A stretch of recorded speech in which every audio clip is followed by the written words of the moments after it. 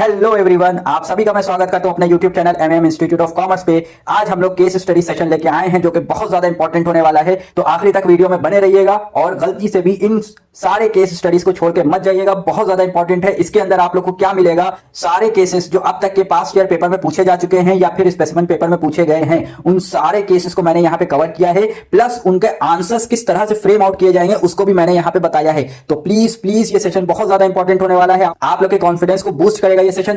तो प्लीज इस सेशन में आखिरी तक के बने रहिएगा और वीडियो को लाइक करिएगा, चैनल सब्सक्राइब करिएगा और इस वीडियो को जरूर से जरूर शेयर करिएगा अपने दोस्तों तक के, ताकि उनको भी इससे बेनिफिट हो सके। तो चलिए आज के सेशन को हम लोग स्टार्ट करते हैं। वीडियो स्टार्ट करने से पहले आप लोग जो भी टारगेट लेके चल रहे हैं अपना कॉमर्स के अंदर स्कोर करने के लिए, उस टारगेट को कमेंट सेक्शन में जरूर से जरूर मेंशन करें कि कितना आप लोग अचीव करना चाह रहे हैं इस बार बोर्ड्स के एग्जाम में।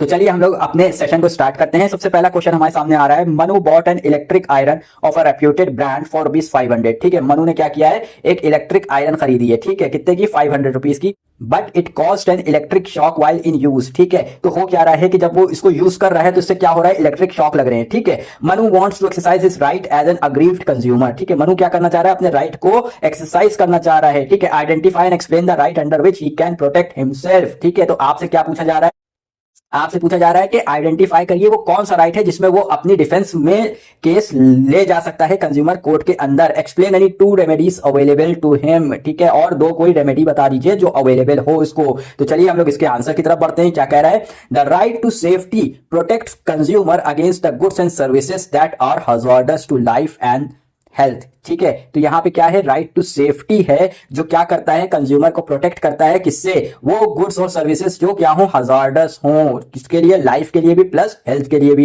It ensures that consumers are protected from products that cause a physical harm और injury when used as intended. ठीक है, तो इसका काम क्या होता है कि प्रोटेक्ट करना है। ठीक है, किसको, कंज्यूमर को, किससे, प्रोडक्ट से जो फिजिकल हार्म पहुंचाए या इंजरी पहुंचा दें। ठीक है, तो in this case Manu bought an electric iron of a reputed brand, the product cause an electronic shock making it unsafe for use. ठीक है sir, therefore Manu can file a complaint under the right to safety. ठीक है, किसके against में Manu case file कर सकते हैं, right to safety, demanding that the manufacturer either replace the defective iron. क्या करें, 2 रेमेडी पूछी थी ना, तो उसके अंदर या तो रिप्लेस कर दें, ठीक है, डिफेक्टिव आइटम को क्या करें, रिप्लेस करके दें, और रिफंड द अमाउंट और compensate for the harm cost. ठीक है, तो ये कोई इनमें से कोई भी चीज वो मैन्युफैक्चरर कर सकता है, या तो रिप्लेस करके दे दे डिफेक्टिव आयरन को, या फिर रिफंड करे, या फिर कंपनसेशन भी साथ में दे। चलिए सर, इसी के साथ अगले क्वेश्चन की तरफ बढ़ते हैं। बहुत इंजॉय आप लोग करेंगे इस सेशन के अंदर और बहुत ज्यादा इंटरेस्टिंग सेशन होने वाला है,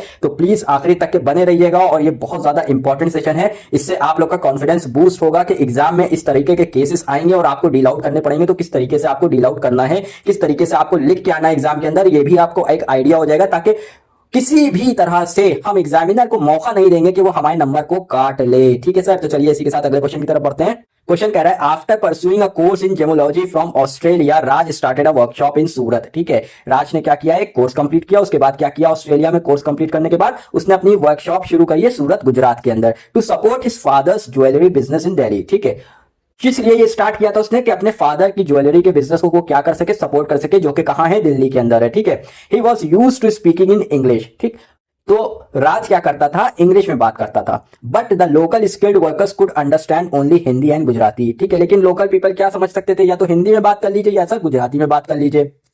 ठीक है, लेकिन राज किस में बात करता था, इंग्लिश में। क्यों, क्योंकि वो ऑस्ट्रेलिया से पढ़ के आया था। ठीक है, as a result Raj started facing problems in the work due to miscommunication. ठीक है, हुआ क्या, राज क्योंकि इंग्लिश में कम्युनिकेट करता था लेकिन लोकल पीपल सिर्फ हिंदी या फिर गुजराती ही समझ पाते थे, तो मिसकम्युनिकेशन होने लगा। क्या होने लगा, आपस में मिसकम्युनिकेशन होने लगा between him and the workers. He was not able to get the jewellery design made in the desired manner. जिस तरीके से वो चाह रहा था उस तरीके से उसको डिजाइन नहीं मिल पाए। तो पहला क्वेश्चन इसके अंदर कहता है, define the term communication. Communication होती क्या है, तो सर सबसे पहले इसी के आंसर को हम लोग चेकआउट करते हैं। कम्युनिकेशन में भी defined as the exchange of facts, ideas, opinions और इमोशंस बिटवीन 2 और मोर पर्संस। ठीक है, क्या होता है कम्युनिकेशन में, हम लोग फैक्ट्स एक्सचेंज करते हैं आपस में, आइडिया को एक्सचेंज करते हैं, ओपिनियन को या फिर इमोशंस को एक्सचेंज करते हैं बिटवीन 2 और more person, to create a common ground of understanding. क्यों किया जाता है, ताकि एक common ground of understanding create की जा सके। चलिए अगले क्वेश्चन की तरफ बढ़ते हैं। कहता है, identify the type of communication barrier. क्या कम्युनिकेशन बैरियर था between Raj and his worker. ठीक है, राज और उसके वर्कर्स के बीच में कौन सा बैरियर आ रहा था? तो चलिए इसके आंसर की तरफ हम लोग बढ़ते हैं। A semantic barrier arises due to differences in understanding of language. ठीक है, कौन सा बैरियर अराइज हुआ? सिमेंटिक बैरियर अराइज हुआ। Differences in understanding of language, words, symbol used in communication. In this case Raj communicated in English while his worker understood only Hindi and Gujarati. This language difference led to the miscommunication and misunderstanding of instruction. ठीक है, इससे क्या हुआ? आपस में miscommunication हुआ और misunderstanding हुई इंस्ट्रक्शन की, causing error in the jewellery design, जिस वजह से डिजाइन के अंदर बहुत ज्यादा एरर देखने को हमें मिले हैं। फिर हम लोग अगले क्वेश्चन की तरफ बढ़ते हैं। कह रहा है suggest any 3 measures by which Raj can make his communication effective. वो कौन से 3 तरीके हैं जिससे राज अपने कम्युनिकेशन को इफेक्टिव बना सकता है? तो चलिए इसके आंसर की तरफ हम लोग बढ़ते हैं। कहता है Raj can make his communication effective by adopting the following measures. पहला, well drafted message. Raj should ensure that his message is clear, precise and complete. क्या राज को इंश्योर करना है कि उसका जो मैसेज है वो क्या हो? बिल्कुल क्लियर होना चाहिए, प्रिसाइज होना चाहिए, टू द पॉइंट होना चाहिए और पूरा कंप्लीट होना चाहिए। उसके अंदर कोई भी ऐसी चीज ना हो कि जो इनकम्प्लीट पाई जाए। A well drafted message reduce the confusion and helps the worker understand exactly what needs to be done in jewellery designing. ठीक है, अगर एक वेल ड्राफ्टेड मैसेज वर्कर्स को मिल जाएगा तो उनको ये चीज का आइडिया होगा कि इसके अंदर करना क्या है, किस तरीके का डिजाइन हमें तैयार करना है, जो कि वो नहीं कर पा रहे हैं। ठीक है, फिर अगला पॉइंट कहता है proper language. He should use simple and common language that his workers can easily understand। कौन सी लैंग्वेज यूज करे? एक तो सिंपल हो, दूसरी कॉमन लैंग्वेज हो जो वर्कर्स को समझ में आती है। ठीक है, सच एज हिंदी और Gujarati instead of English. This will help avoid miss interpretation of instruction. ठीक है, इससे क्या होगा? जो इंटरप्रिटेशन कर रहे हैं वर्कर्स और जो राज बोल रहा है, इसके अंदर जो आपस में मिसकम्युनिकेशन हो रहा है वो चीज खत्म हो जाएगी। ठीक है, फिर थर्ड पॉइंट कहता है sound organisational structure. Raj should establish a clear chain of command. ठीक है, एक क्लियर चेन ऑफ कमांड होनी चाहिए जो राज को एस्टैब्लिश करनी है। And reporting system within the workshop. ठीक है, रिपोर्टिंग सिस्टम बहुत अच्छा होना चाहिए। This ensures that the message are passed accurately through proper channels, preventing distortion और कंफ्यूजन इन कम्युनिकेशन। ठीक है, इससे क्या होगा? डिस्टॉर्शन खत्म हो जाएगा और कंफ्यूजन भी आपस में खत्म हो जाएगा। चलिए अगले क्वेश्चन की तरफ बढ़ते हैं। क्या कह रहा था इसके अंदर? कह रहा है with reference to planning as a function of management. Planning एक फंक्शन है मैनेजमेंट का, आप लोग को पता ही है, आप लोग ने पढ़ा है। Explain the term programme as a type of plan. Programme को पूछ लिया इस केस के अंदर। सोचिए आप लोग, कहां प्लानिंग चैप्टर था, कहां कम्युनिकेशन चैप्टर था। कम्युनिकेशन चैप्टर के अंदर डिस्कशन करते करते करते करते उसने लास्ट में क्या पूछ लिया? प्रोग्राम बता दो। चलिए इसके आंसर को पढ़ते हैं हम लोग। A program is a plan designed to implement the policies and accomplish the objective। क्या है? प्रोग्राम एक प्लान है जो क्या किया जाता है? डिजाइन किया जाता है ताकि उसको इंप्लीमेंट किया जाए और हम लोग जो डिजायर्ड ऑब्जेक्टिव है उस ऑब्जेक्टिव तक पहुंच पाए। It is a combination of goals, policies, tasks, assignments, resources etcetera. इन सब का क्या होता है? ये कॉम्बिनेशन होता है। इट इज अ कंक्रीट और well defined scheme design to accomplish a specific objective. ये बिल्कुल वेल डिफाइंड होता है और इसके अंदर जो हमें ऑब्जेक्टिव अचीव करना है वो बिल्कुल स्पेसिफिक होता है। तो चलिए सर इसी के साथ थर्ड क्वेश्चन की तरफ हम लोग बढ़ते हैं। कह रहा है mister Raj the CEO of a company tried to control everything in his organisation. क्या किया इन्होंने? सब कुछ कंट्रोल करने की कोशिश करी, जबकि आपको पता है कि हर चीज कंट्रोल नहीं की जा सकती है, but ended up controlling nothing. इस वजह से क्या हुआ? आखिर में कुछ कंट्रोल नहीं कर पाए। Also he did not focus on certain crucial areas like productivity. ठीक है, बहुत सारे एरियाज थे जो बहुत ज्यादा क्रूशियल थे ऑर्गेनाइजेशन के। ठीक है, उस पे इन्होंने फोकस नहीं किया। Briefly explain the 2 aspect of controlling that were overlooked by Mr. Raj as the CEO of the company। वो कौन से 2 इंपॉर्टेंट एस्पेक्ट थे कंट्रोलिंग के जो इन्होंने छोड़ दिए? मिस्टर राज ने, इन्होंने उस चीज को चेकआउट नहीं किया। चलिए हम लोग देखते हैं आगे। आंसर कह रहा है the 2 aspect of controlling overlooked by mister Raj are. पहला कहता है focus on key result area. Focus on key result area. Mister Raj tried to control everything in the organisation instead of focusing on important area. ठीक है, mister राज को करना क्या चाहिए था? जो बहुत ज्यादा इंपॉर्टेंट और क्रूशियल एरियाज हैं उनके ऊपर कंट्रोल रखना चाहिए था, लेकिन उन्होंने क्या किया? हर चीज कंट्रोल करने की कोशिश करी। That directly affect the performance. इससे क्या हुआ? उनकी परफॉर्मेंस पे बहुत ज्यादा असर देखने को मिला, such as productivity, quality and profitability. ठीक है, इन सब चीजों पे असर उनको देखने को मिला। Effective control requires concentrating on critical areas. ठीक है, इफेक्टिव कंट्रोल कब हो सकता है? कंट्रोल कंट्रोल इफेक्टिव कब हो सकता है? जब हम बहुत ज्यादा क्रिटिकल एरियाज को कंट्रोल करें rather than every small activity. हर चीज को कंट्रोल नहीं किया जा सकता है, ठीक है। हम लोग दूसरा एस्पेक्ट देखते हैं, कह रहा है control by exception. He ignored the principle of control by exception. इन्होंने क्या किया? कंट्रोल बाय एक्सेप्शन को इग्नोर कर दिया, ओवरलुक कर दिया। Which means that management should focus only the significant deviation. किस पे फोकस करना चाहिए था? जो बहुत ज्यादा इंपॉर्टेंट डेविएशन है उनके ऊपर फोकस करना चाहिए था।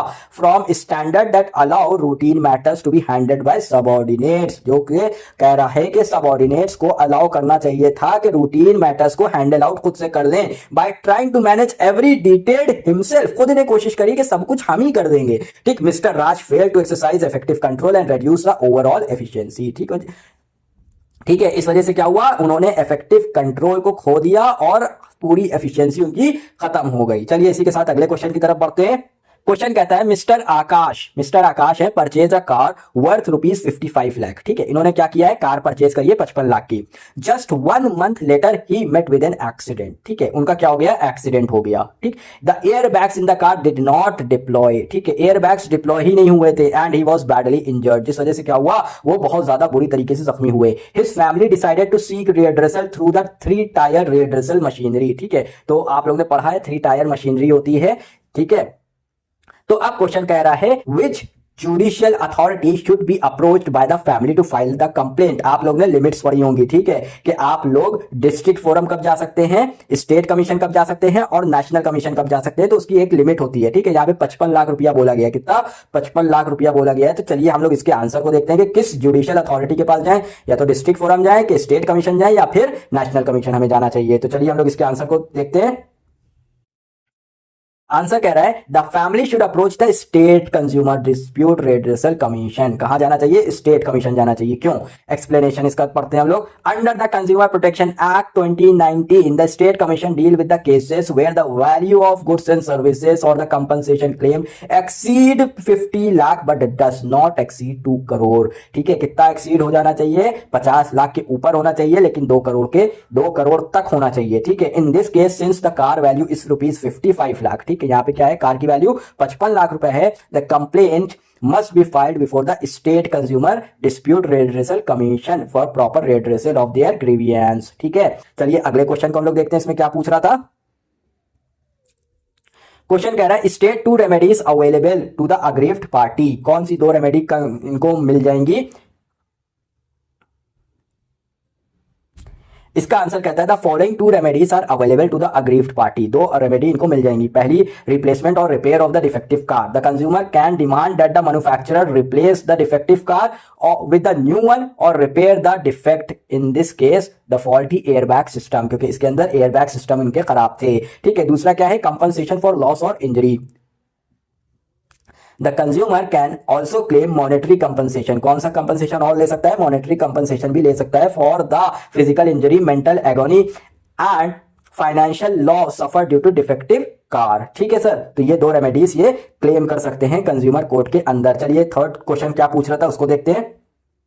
क्वेश्चन कह रहा है which other consumer court can be approach by the family of mister Akash if it is not satisfied with the judgement. अगर जजमेंट से सेटिस्फाई नहीं हुए तो फिर मिस्टर आकाश की फैमिली कहां जा सकती है इसके बाद, ठीक है। आप लोग ने ये भी चीज पढ़ी है कि आप लोग अगर केस हार जाते हैं किसी भी पर्टिकुलर कोर्ट के अंदर तो विद इन 30 डेज आपको उसके लिए अपील फाइल करनी पड़ती है। तो यहाँ पे इसने अपील से रिलेटेड क्वेश्चन को पूछा है। तो चलिए इसके आंसर को हम लोग पढ़ते हैं। कह रहा है if the family of Akash is not satisfied with the judgment of the state consumer dispute redressal commission they can approach the national consumer dispute redressal commission, ठीक है। within 30 days from the date of order, जिस दिन order मिला है उसके 30 दिन के भीतर इनको कहां जाना पड़ेगा? National consumer dispute redressal commission में जाना पड़ेगा। एक्सप्लेनेशन इसका पढ़ते हैं। Under the consumer protection act 2019 an appeal against the decision of the lower commission must be filed within 30 days of the receiving of the order, ठीक है। within 30 days आपको क्या करना पड़ेगा? उसकी अपील फाइल करनी पड़ जाएगी आगे वाले कोर्ट के अंदर। चलिए इसी के साथ अगले क्वेश्चन की तरफ हम लोग बढ़ते हैं। आई होप कि आप लोग सेशन बहुत ज्यादा एंजॉय कर रहे होंगे और आप लोग को ये चीज समझ में आ रही होगी कि केस कोई खेल तमाशा नहीं है। बहुत ज्यादा टिपिकल केसेस पूछे जा रहे हैं आईएससी कॉमर्स के अंदर, ठीक है, और उसका आंसर्स फ्रेमिंग भी आप लोग को आई होप कि समझ में आ रहा होगा कि किस तरीके से करके आना है कि किसी भी तरीके से एग्जामिनर नंबर ना काटने पाए। चलिए क्वेश्चन पढ़ते हैं हम लोग क्या कह रहा है। Madhubala is planning to launch an online education portal for students. ठीक है, स्टूडेंट्स के लिए क्या करने चाह रही है मधुबाला, एक ऑनलाइन एजुकेशन पोर्टल खोलना चाह रही है। In order to understand the students requirement she conducted an online survey. ठीक है, स्टूडेंट्स की रिक्वायरमेंट को समझने के लिए उन्होंने क्या किया है, एक ऑनलाइन सर्वे करा। Based on the feedback of the survey she has decided to offer educational packages to the prospective buyers. ठीक है, जो भी फीडबैक आया उस हिसाब से उन्होंने पैकेजेस लॉन्च किए। ठीक है, she has decided to conduct an entrance test and give up to 30% of the tuition fees to the student scoring 95 marks and above in the entrance test। ठीक है, इन्होंने क्या कहा कि अगर बच्चा 95 मार्क्स या उसके ऊपर लेके आता है तो फिर मैं क्या करूंगी, 30% ट्यूशन फीस उसकी माफ कर दूंगी। चलिए क्वेश्चन पढ़ते हैं क्या कह रहा है इसका। Give any 2 features of an online education portal as an intangible product. ठीक है, ऑनलाइन एजुकेशन पोर्टल है अगर तो उसमें इनटैंजिबल प्रोडक्ट के फॉर्म में कोई 2 फीचर्स बता दीजिए। तो चलिए इसके आंसर को हम लोग देखते हैं। 2 features of an online education portal as an intangible product are, पहला कहता है इनटैंजिबिलिटी है उसकी। ठीक है, क्योंकि वो हम लोग देख नहीं सकते। The services offered through an online education portal. ठीक है, जो भी हम सर्विस दे रहे हैं उसको हम देख तो सकते नहीं है। ठीक है, वही कह रहा है कि the services offered through online education portal such as live class, lectures and study materials can not be seen, touched और physically possessed. They can only be experienced by the students. ठीक है, दूसरा कहता है services are inseparable. The production and consumption of services take place simultaneously. ठीक है, एक साथ चलता है, कंजम्पशन और प्रोडक्शन हमेशा साइमल्टेनियसली चलता है। ठीक है, For example, when teachers conduct a live online class, student receive and experience the service at the same time it is being delivered। ठीक है, चलिए अब अगले क्वेश्चन की तरफ बढ़ते हैं कि दूसरा क्वेश्चन क्या पूछ रहा था। दूसरा क्वेश्चन कह रहा है which element of promotion mix is used by the Madhubala. Madhubala ने कौन सा प्रमोशन मिक्स यूज किया है यहाँ पे। तो चलिए इसके आंसर को हम लोग देखते हैं। The element of promotion mix use by Madhubala is sales promotion. यहाँ पे उसने क्या किया है, मधुबाला ने सेल्स प्रमोशन का यूज किया है। ठीक है, Madhubala decided to offer up to 30% off on tuition fees to the student scoring 95 marks and above in the entrance test. ठीक है, उसने यही तो डिसाइड किया था कि 95 मार्क्स या उसके ऊपर कोई बच्चा अगर स्कोर करता है एंट्रेंस टेस्ट में तो वो 30% ट्यूशन फीस उसकी ऑफ कर देंगी। This is the form of sales promotion as it provides a short term incentive to encourage students to enroll in her online education portal. ठीक है, इससे क्या हो रहा है, लोगों को एक एनकरेजमेंट मिल रहा है कि हाँ हम लोग अप्लाई करते हैं, अगर 95 मार्क्स आ गए तो फिर हम लोग को 30% ऑफ मिल जाएगा ट्यूशन फीस के ऊपर। चलिए अगले क्वेश्चन की तरफ बढ़ते हैं। उसमें क्या पूछ रहा था, कह रहा है differentiate the element of promotion mix identified in part 2 from advertising. ठीक है, एडवर्टाइजिंग से उसका डिफरेंशिएशन कीजिए जो आपने पार्ट 2 में प्रमोशन मिक्स ढूंढा। तो प्रमोशन मिक्स क्या था, सेल्स प्रमोशन था। तो सेल्स प्रमोशन और एडवर्टाइजिंग के बीच में क्या पूछ रहा है, डिफरेंसेस पूछ रहा है। तो चलिए इसके आंसर को हम लोग देखते हैं। The element of promotion mix identified in Part 2 is sales promotion. The difference between the sales promotion and advertising is as follows। पहला कहता है advertising is paid form of non-personal presentation। ठीक है, advertising क्या है, paid form है non-personal presentation का, and promotion of a product or services by an identified sponsor। ठीक है, एक sponsor identified होता है जो non-personal presentation देता है। ठीक है, सेल्स प्रमोशन क्या है, sales promotion is a non recurring marketing activity. क्या है, नॉन रिकरिंग मार्केटिंग एक्टिविटी है, ये बार बार नहीं करी जाती है। ठीक है, which stimulates consumer purchasing and dealer effectiveness. फिर दूसरा पॉइंट कहता है the objective of advertising is to create a favourable image of the firm and its product. ठीक है, एक इमेज बनाना यानी गुडविल क्रिएट करना। The objective of sales promotion is to increase the current sale. इनकी क्या ऑब्जेक्टिव होता है कि हम करंट सेल्स को इंक्रीज करेंगे। चलिए इसी के साथ उसके आखिरी क्वेश्चन की तरफ बढ़ते हैं। आखिरी क्वेश्चन कह रहा है state any 2 benefits of conducting an online survey with prospective buyer. कोई 2 बेनिफिट बता दो ऑनलाइन सर्वे करने के लिए। ठीक है, आंसर कहता है the 2 benefits of conducting an online survey with the prospective buyer are. पहला कहता है understanding the consumer needs. Online survey helps in collecting feedback directly from potential customers. ठीक है, ऑनलाइन सर्वे क्या करता है, डायरेक्टली हमें फीडबैक कलेक्ट करने में मदद करता है। कहां से, जो हमारे कस्टमर्स हैं। Enabling Madhubala to understand their preferences, expectations and learning requirement before launching her education portal. ठीक है, तो उसने पहले से ही ये चीजें कलेक्ट कर ली एज अ फीडबैक। फिर कहते हैं cost effective and time saving, conducting service online is less expensive, ठीक है, क्योंकि हमने ऑनलाइन किया तो वो फिर ज्यादा एक्सपेंसिव नहीं होगी। And faster as compare to traditional methods, ठीक है, ट्रेडिशनल मेथड को देखते हुए बहुत ज्यादा फास्ट होती है, ठीक है, एक बार में कई लोग उसके अंदर फॉर्म फिल कर देते हैं। It allows Madhubala to reach large number of respondent quickly without much efforts, ठीक है, बहुत ज्यादा लोग तक के मधुबाला पहुंच सकी। अगर वो इंडिविजुअली जाती एक एक करके तो फिर इतने ज्यादा लोग तक के नहीं पहुंच पाती और काफी टाइम उसका खर्च हो जाता, लेकिन उसने ऑनलाइन किया तो उससे वो बहुत ज्यादा लोग तक के भी पहुंच गई, ठीक है। चलिए इसी के साथ अगले क्वेश्चन की तरफ बढ़ते हैं। अगला क्वेश्चन कह रहा है background tech solution are rapidly growing startup company, ठीक है, क्या है बैकग्राउंड टेक सॉल्यूशंस है, बहुत ज्यादा ग्रो कर रही है, स्टार्टअप कंपनी है। Face the challenge of attracting and retaining top talent in a competitive market, ठीक है, एक चैलेंज इन्होंने फेस किया है। To address this, the company decided to implement a shares program aimed at rewarding and incentivizing की employees and directors, ठीक है। हो क्या रहा है कि जो टॉप टैलेंटेड लोग हैं ना उनको अट्रैक्ट करना अपनी तरफ और उनको रिटेन करना ये बहुत बड़ा चैलेंज बन गया था कंपनी के लिए, ठीक है। तो उसने क्या किया कि हम क्या करेंगे, रिवॉर्ड देंगे और इंसेंटिव देंगे, ठीक है, हम क्या करेंगे, रिवॉर्ड देंगे और इंसेंटिव देंगे, किसको, की एम्प्लॉइज को और डायरेक्टर को। Name and explain the type of shares that can be issued by the company, अब पूछ रहे हैं कि कौन से शेयर कंपनी इशू कर सकती है। तो चलिए इसके आंसर को हम लोग पढ़ते हैं। The type of shares that can be issued by the company is sweat equity share. कौन से शेयर्स इशू होते हैं, स्वेट इक्विटी शेयर्स, ठीक है, आप लोग ने ये चीज पढ़ी है, ठीक है। किसको इश्यू किया जाता है, एम्प्लॉइज को और डायरेक्टर्स को। Sweat equity shares are shares issued by the company to its employ और डायरेक्टर एट अ डिस्काउंट और for consideration other than cash, ठीक है, या तो डिस्काउंट पे देंगे, ठीक है, दूसरा हम कैश नहीं लेंगे, किसी चीज के बदले में हम उसको देंगे, ठीक है, consideration other than cash in recognition of their contribution hard work और टेक्निकल नो हाउ, ठीक है, जो भी वो हमें सर्विस प्रोवाइड कर रहे हैं उसके बदले में हम उनको स्वेट इक्विटी शेयर इशू कर देंगे। In this case background tech solution decided to issue shares to reward and retain key employees, किस लिए, ताकि हम रिवॉर्ड भी दे सकें और रिटेन कर सके अपने की एम्प्लॉइज को and director for their valuable services and commitments to the company's growth which perfectly fits the concept of sweat equity shares, ठीक है। इस तरीके से आप अगर इसका आंसर लिख के आएंगे तो मुझे पूरी उम्मीद है कि आपको एग्जामिनर पूरे के पूरे नंबर देगा और एक नंबर भी उसमें काटने की उसके पास कोई गुंजाइश नहीं बचेगी। चलिए इसी के साथ अगले क्वेश्चन की तरफ मूव करते हैं।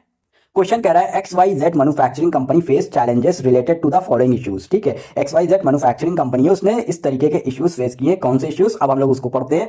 पहला कहता है the communication channel within the organisation were not clearly defined by the management, ठीक है, कम्युनिकेशन चैनल क्लियरली डिफाइंड नहीं थे, मैनेजमेंट ने उसको क्लियरली डिफाइन नहीं किया था, कॉजिंग डिलेस एंड मिसअंडरस्टैंडिंग, इससे क्या हो रहा था, डिलेस हो रही थी और मिसअंडरस्टैंडिंग्स भी हो रही थी आपस में, ठीक है। दूसरा चैलेंज कहता है the work place was disorganise for both employees and material resources, ठीक है, तो जो वर्क प्लेस थी ना वो डिसऑर्गेनाइज थी, यानी पूरी तरह से ऑर्गेनाइज उसको नहीं रखा गया था, चाहे वो एम्प्लॉइज के लिए हो चाहे वो मटेरियल्स के लिए हो, ठीक है। अफेक्टिंग द ओवरऑल एफिशिएंसी, इससे क्या हो रहा था, ओवरऑल एफिशिएंसी इफेक्ट में आ रही थी। Which principles of Henri Fayol can be apply to overcome the above challenges explain, ठीक है, तो पूछ रहा है हेनरी फेयोल के वो कौन कौन से प्रिंसिपल हैं जिसको हम अप्लाई करके यहाँ पे दोनों चैलेंजेस को मीट आउट कर सकते हैं। तो चलिए इसके आंसर की तरफ हम लोग बढ़ते हैं। The following principles of Henry Fayol can be applied to overcome the above challenges, ठीक है। पहला प्रिंसिपल कहता है the principle of scalar chain, ठीक है। This principle states that there should be a clear line of authority and communication from top management to the lowest level of the organization। कह रहा है कि यहाँ पे हमें क्या होनी चाहिए, क्लियर लाइन ऑफ अथॉरिटी होनी चाहिए, यानी अथॉरिटी आपस में क्लियर होनी चाहिए, किसकी क्या अथॉरिटी है, और कम्युनिकेशन भी क्लियर होना चाहिए, ठीक है।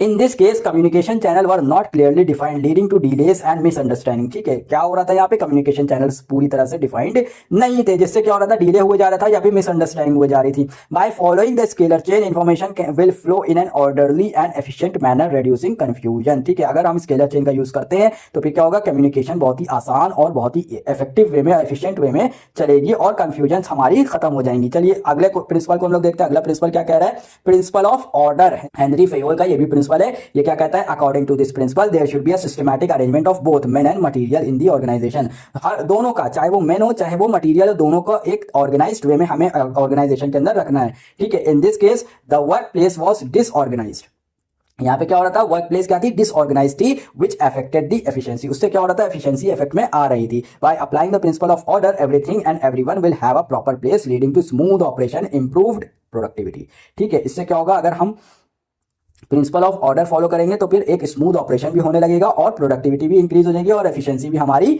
अच्छी हो जाएगी। चलिए इसी के साथ अगले क्वेश्चन की तरफ बढ़ते हैं। अगला क्वेश्चन कह रहा है TJ sales a popular electronic retailer sold a batch of smartphones, ठीक है, इसने क्या किया, स्मार्टफोन्स बेचे हैं, with malfunctioning batteries to its customer. ठीक है, इसने क्या किया, स्मार्टफोन तो बेचा लेकिन उसकी बैटरीज क्या थी, खराब थी। The manufacturing company miss represented the product specification in its advertisement. ठीक है, उसने क्या किया था, मिस रिप्रेजेंट भी किया था प्रोडक्ट को, ठीक है, उसके स्पेसिफिकेशंस को। On being approached by the grieving customer, TJ Sales refuses to entertain any complaint from the customer or replace or refund the product.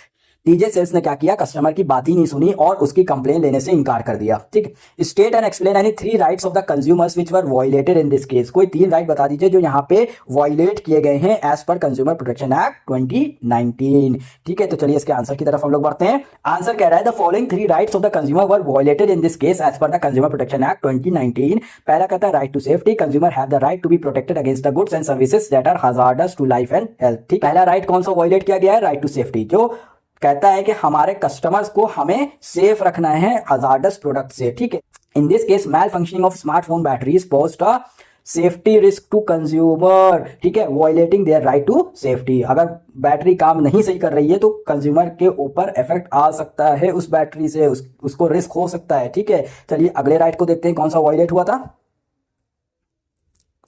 अगला राइट कह रहा है right to be informed. This right ensures that consumers are given complete and correct information about the product, its quality, quantity, price, features, etc.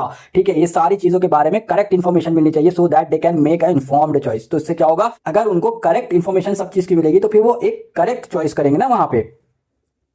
Here the manufacturer misrepresented the product specification in advertisement, violating the consumer's right to be informed। ठीक है, यहाँ पे violate किया उन्होंने consumers का right, क्या था, right to be informed. फिर अगला राइट जो violate किया गया है वो क्या है, right to seek redressal।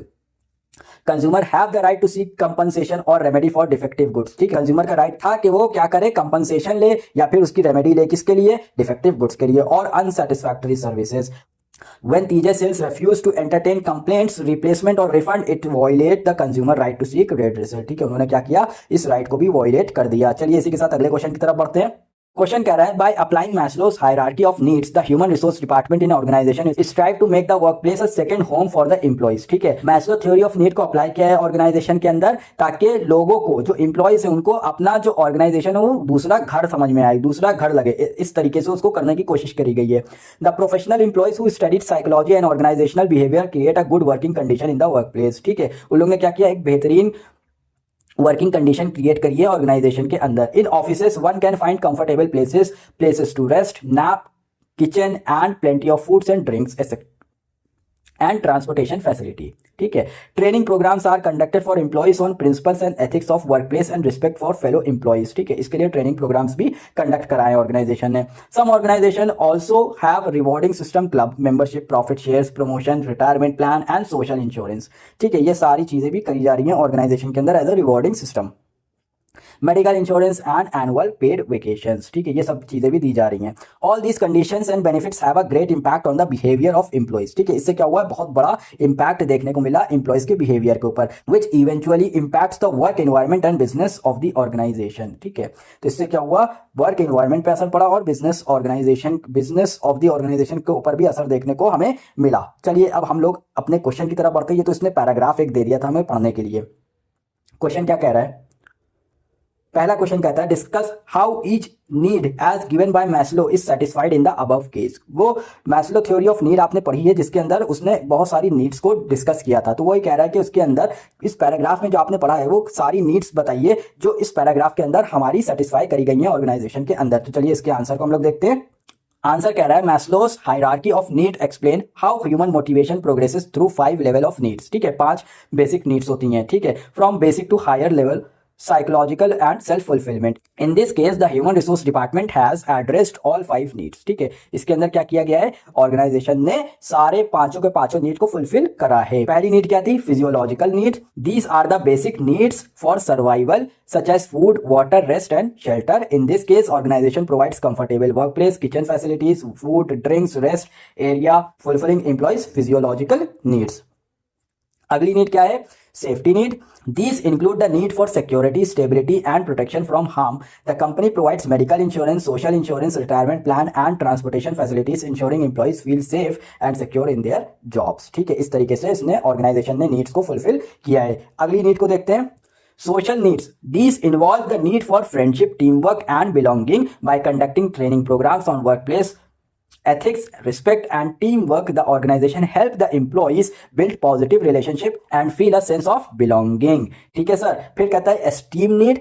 These refers to the need for recognition, respect, and self-worth. The company satisfied this by offering reward system, promotion, profit sharing, and club membership, which enhance the employees' confidence and self-esteem. अगली need को देखते हैं self actualization need. These involve the need for personal growth, creativity, and achieving one's own full potential. The company provides training and development programs allowing employees to enhance their skills and realize their potential. इस तरीके से organisation ने पांचों need को fulfil किया. ठीक है, basic से हायर लेवल तक. चलिए अगला क्वेश्चन इसके अंदर क्या कह रहा था उसको देखते हैं. कह रहा है to which level of management does human resource manager belong. किस लेवल पे ह्यूमन रिसोर्स मैनेजर बिलोंग करते हैं. ठीक है, 3 लेवल आपने पढ़े हैं, टॉप लेवल, मिडिल लेवल और लोअर लेवल. ठीक है, mention any 2 functions performed by her. ठीक है, तो फिर वो पहले तो लेवल बता दीजिए, आइडेंटिफाई कर दीजिए कि किस लेवल पे ये लोग बिलोंग करते हैं, और अगर आपने उस लेवल को आइडेंटिफाई कर लिया है तो उसके बाद उनके कोई 2 फंक्शन बता दीजिए.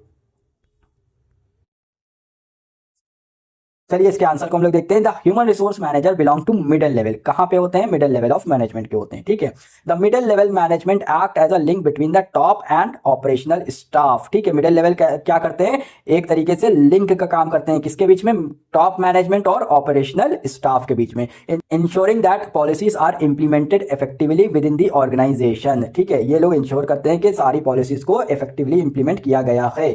2 functions perform by human resource manager. पहला कहता है implementing policies and plans. The HR manager ensures that policies and strategies framed by the top management like employee welfare schemes and training programs are put into action. दूसरा कहता है motivating and supervising employees. The HR manager motivates employees, ensures good working conditions, supervises performance and helps maintaining healthy workplace relation. ये सारे काम ये लोग करते हैं. चलिए इसी के साथ अगले क्वेश्चन की तरफ मूव ऑन करते हैं.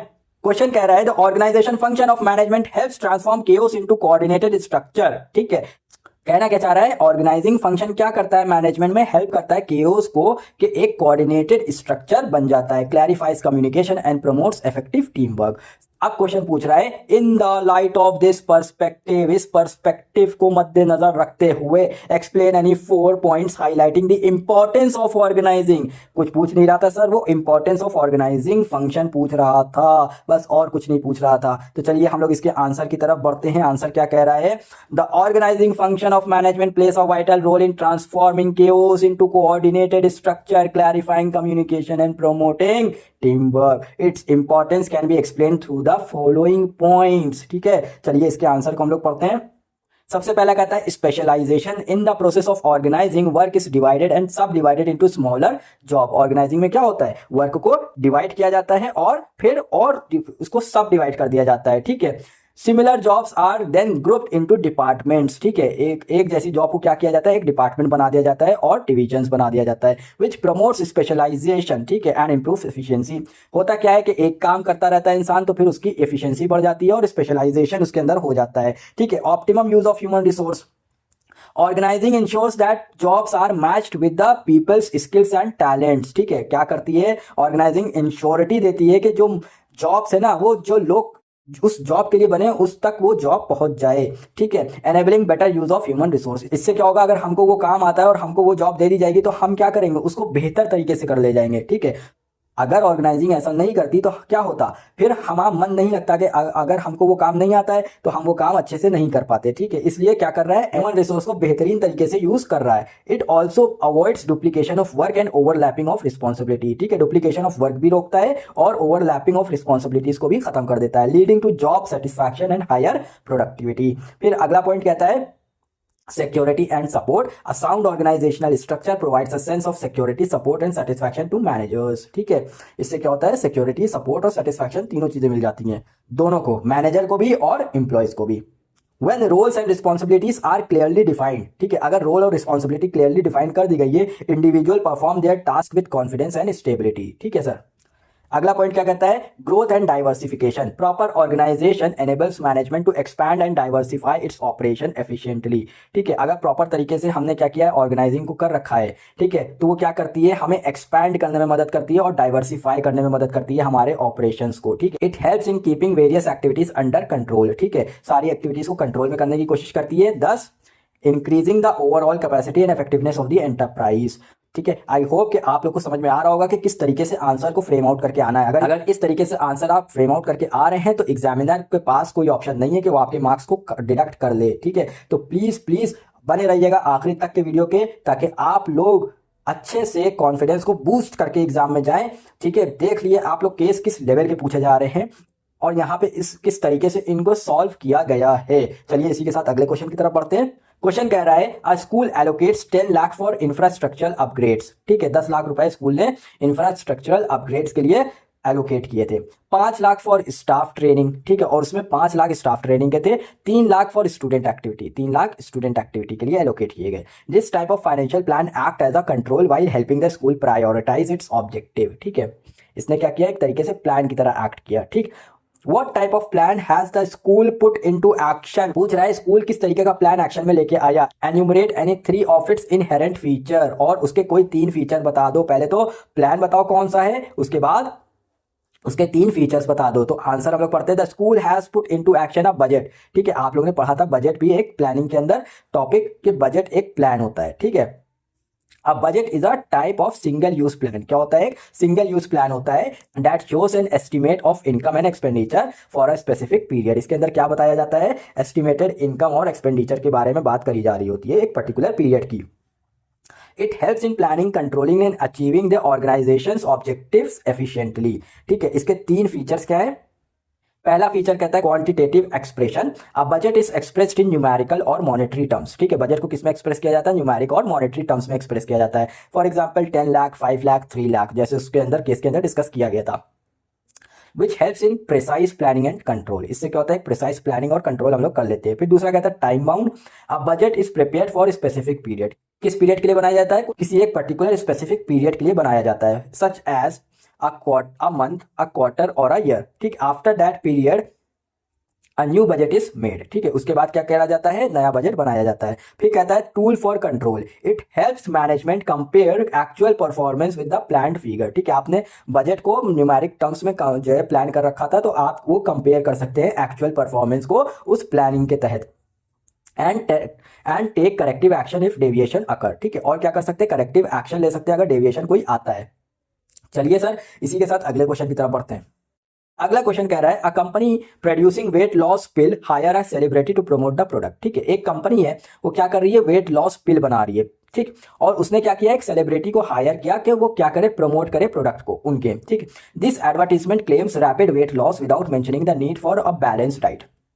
ठीक, एडवर्टीजमेंट तो कर दिया कंपनी ने, लेकिन उसने ये नहीं बताया कि इसके अंदर आपको बैलेंस डाइट को भी मेंटेन करना पड़ेगा, तभी वेट लॉस होगा। ठीक है, ऐसे ही वेट लॉस नहीं हो जाएगा। उसने क्या करा, खाली क्लेम कर दिया कि तुरंत के तुरंत वेट लॉस हो जाएगा। एंड रेगुलर फिजिकल एक्टिविटी, इस चीज को भी यहां पे मेंशन नहीं किया गया है कि रेगुलर फिजिकल एक्टिविटी भी आपको करनी पड़ेगी।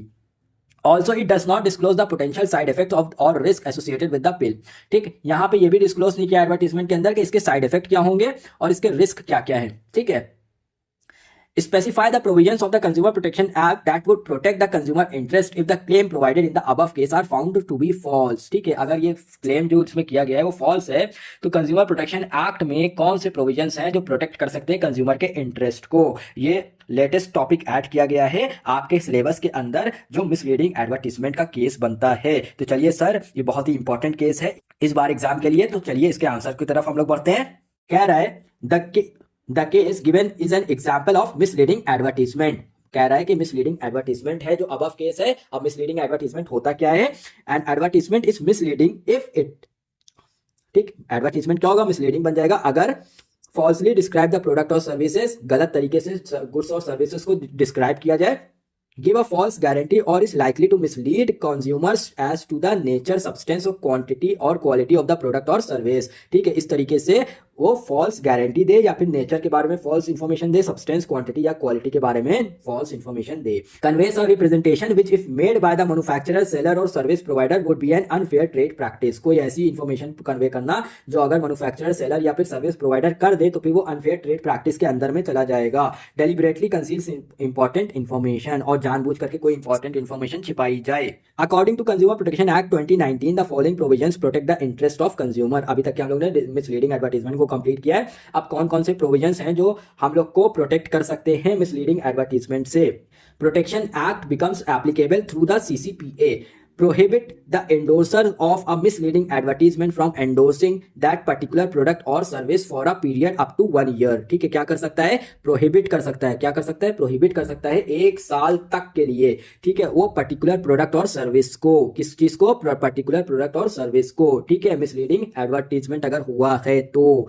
ठीक है, जिस भी प्रोडक्ट और सर्विस का मिसलीडिंग एडवर्टीजमेंट हुआ है उसको क्या कर सकता है, प्रोहिबिट कर सकता है up to 1 year for every subsequent offence. अगर इसके बाद भी कोई ऑफेंस किया गया दोबारा, ठीक है, द पीरियड ऑफ प्रोहिबिशन में एक्सटेंड टू 3 इयर्स। तब फिर क्या होगा, इसका प्रोहिबिशन 3 साल तक के लिए चला जाएगा। कह रहा है however there are certain exceptions when an endorser will not be held liable for such penalty. कुछ ऐसी एक्सेप्शंस हैं जहां पे एंडोर्सर को ऐसी पेनल्टी ना लगे। अगला पॉइंट देखते हैं क्या कह रहा है, कंज्यूमर का इंटरेस्ट को कैसे प्रोटेक्ट करता है। Impose a penalty on a manufacturer up to ₹10 lakh. कितनी पेनल्टी लगा देंगे मैन्युफैक्चरर पे, 10 लाख तक की पेनल्टी लगा देंगे। And imprisonment up to 2 years। और कितने साल की जेल होगी, 2 साल तक की जेल हो जाएगी for a false misleading advertisement. ठीक है, क्यों, क्योंकि उसने मिसलीडिंग एडवर्टीजमेंट करवाया था। For an endorsers penalty under section 21 is a fine and prohibition from endorsement in case of subsequent offence. इसके बाद भी अगर ऑफेंस करा जाता है, the fine may extend up to ₹50 lakh and imprisonment up to 5 years। अगर उसके बाद फिर से किया गया तो फिर पेनल्टी कितने की लगेगी, 50 लाख तक की लगेगी, और जो जेल होगी वो 5 साल तक की सजा हो सकती है। चलिए इसी के साथ अगले क्वेश्चन की तरफ बढ़ते हैं। अगला क्वेश्चन कह रहा है many mobile phone companies charge a high price when releasing a new mobile phone. ठीक है, मोबाइल कंपनीज क्या करती हैं, जब मोबाइल फोन रिलीज करती हैं, न्यू फोन लॉन्च करती हैं तो हाई प्राइस चार्ज करती हैं। ठीक है, with cutting edge technology this allows them to generate a substantial profit। इससे क्या होता है, substantial profit वो generate करके जाती हैं। ठीक है, when rivals create the similar product, अब उसके बाद अगर उनके competitor वही product बना देते हैं, the price of that specific product is dropped to gain the market value and increase sales। उसके बाद क्या करते हैं वो लोग, प्राइस को गिरा देते हैं ताकि मार्केट में अपनी मार्केट को क्या कर सकें, वो इंक्रीज कर सकें। ठीक है, और सेल्स को भी अपनी इंक्रीज कर सकें। Other electronic products such as fridge, television and air conditioners are priced similarly. ठीक है, इसी तरीके से और भी इलेक्ट्रॉनिक के सामान का जो प्राइसेस को डिसाइड किया जाता है। This is because there are a lot of competitive market and several other brands offering similar products. ठीक है, ये जो केस है ना, ये भी आपका लेटेस्ट टॉपिक ऐड किया है काउंसिल ने, जो कि इस बार के एग्जाम के लिए बहुत ज्यादा इंपॉर्टेंट है। तो इस केस को भी बहुत अच्छे से करके जाइएगा, ये इस बार के लिए हॉट टॉपिक हैगा। ठीक है, कह रहा है explain the pricing strategies used in the above case. कौन कौन सी प्राइसिंग स्ट्रेटजीज के बारे में डिस्कशन किया है इस केस के अंदर। चलिए हम लोग इसके आंसर की तरफ बढ़ते हैं। सबसे पहला जो है प्राइस स्कीमिंग, एक प्राइसिंग स्ट्रेटेजी होती है जिसके बारे में डिस्कस किया गया था इस केस के अंदर। कह रहा है it is a strategy where a company sets a high initial price for the new product to the target customer. ठीक है, क्या करती है कंपनी, सबसे पहले इसके अंदर इनिशियल लेवल पे हाई प्राइस चार्ज करती है कस्टमर से। ठीक है, हु आर विलिंग टू पे मोर। ठीक है, अब जैसे एप्पल आईफोन है आपका, वो क्या करता है, ठीक है, जब भी वो प्रोडक्ट को लॉन्च करता है तो हाई उसके प्राइसेस क्या होते हैं, बहुत ज्यादा हाई होते हैं। जब भी वो अपने एप्पल के मोबाइल को लॉन्च करता है तो उसके प्राइसेस क्या होते हैं, बहुत ज्यादा हाई होते हैं, और वो टारगेट कस्टमर्स तक के वो प्रोडक्ट को पहुंचाने की कोशिश करता है। ठीक है, क्योंकि वो उस प्रोडक्ट के लिए ज्यादा से ज्यादा प्राइस पे करने के लिए भी तैयार होते हैं, क्योंकि वो स्टेटस सिंबल है उनके लिए। ठीक है, later the price is gradually reduce to attract more budget conscious buyers. ठीक है, उसके बाद क्या किया जाता है, प्राइसेस को घटा दिया जाता है ताकि जो बजट कॉन्शियस बायर्स हैं उन तक भी वो प्रोडक्ट पहुंच जाए। This approach helps the company to maximise profit from early adopters. ठीक है, इससे क्या होता है, कंपनी अपने प्रॉफिट को मैक्सिमाइज करती है, किनसे, अपने टारगेट कस्टमर से। किससे वो करती है, टारगेट कस्टमर से अपने प्रॉफिट को सबसे ज्यादा कमा के जाती है। ठीक है, है, before lowering the price to compete in the broader market. अपने प्राइस को गिराने से पहले वो क्या कर लेती है, मैक्सिमम से मैक्सिमम प्रॉफिट कमा के चली जाती है मार्केट से। अब दूसरी स्ट्रैटेजी जो यहाँ पे डिस्कस करी गई थी वो है कॉम्पिटिटिव प्राइसिंग की। ठीक है, competitive pricing is a strategy where a business sets the price of its product और service based primarily on what competitors are charging rather than solely on the product cost और perceived customer value. ठीक है, होता क्या है competitive pricing के अंदर, यहाँ पे ये किया जाता है कि हमारे कॉम्पिटिटर कितना प्राइस चार्ज कर रहे हैं, ठीक है, उसके हिसाब से फिर हम लोग अपनी प्राइसिंग स्ट्रैटेजी रखते हैं। हम लोग ये नहीं देखते कि हमारी प्रोडक्शन कॉस्ट कितनी लगी है। ठीक है, इसके अंदर हम लोग ये चीज कंसिडर नहीं करते हैं खाली कि हमारी प्रोडक्शन कॉस्ट कितनी लगी है। हम लोग क्या करते हैं, हम लोग अपने कॉम्पिटिटर के प्राइस को भी कंसिडर करते हैं। The idea is to remain attractive in the market by positioning prices relative to rivals। ठीक है, क्यों हम ये कर रहे हैं, ताकि हम भी अट्रैक्टिव लगे मार्केट के अंदर कि हमारा जो कॉम्पिटिटर प्राइस चार्ज कर रहा है उतना ही प्राइस हम भी चार्ज कर रहे हैं, तो लोग हमारे प्रोडक्ट को भी देखें और उसको खरीदने की कोशिश करें। ठीक है, ये कॉम्पिटिटिव प्राइसिंग की स्ट्रेटेजी होती है। आई होप कि आपने पूरे सेशन को बहुत अच्छे से एंजॉय किया होगा और आप लोग का कॉन्फिडेंस बूस्ट हुआ होगा कि आप लोग को किस तरीके से आंसर्स फ्रेम आउट करने हैं एग्जाम के अंदर। ये भी चीज आपको समझ में आई होगी, आपको टेक्निक समझ में आई होगी कि किस तरीके से केस स्टडीज का आंसर्स फ्रेम आउट किया जाता है। वीडियो को लाइक करिएगा, चैनल सब्सक्राइब करिएगा और इस वीडियो को अपने दोस्तों तक और रिलेटिव तक शेयर करिएगा जो लोग भी इस बार आईएससी का एग्जाम देने वाले हैं। और all the very best for your exam. और अपने मार्क्स, टारगेट मार्क्स जो आप कॉमर्स में टारगेट लेके चल रहे हैं कि हमें इतना मार्क्स अचीव करना है, वो कमेंट सेक्शन में जरूर मेंशन करिएगा ताकि मैं भी देखूं कि आखिर आप लोग कितना कितना मार्क्स स्कोर करने की कोशिश करने जा रहे हैं। Till then goodbye, thank you so much.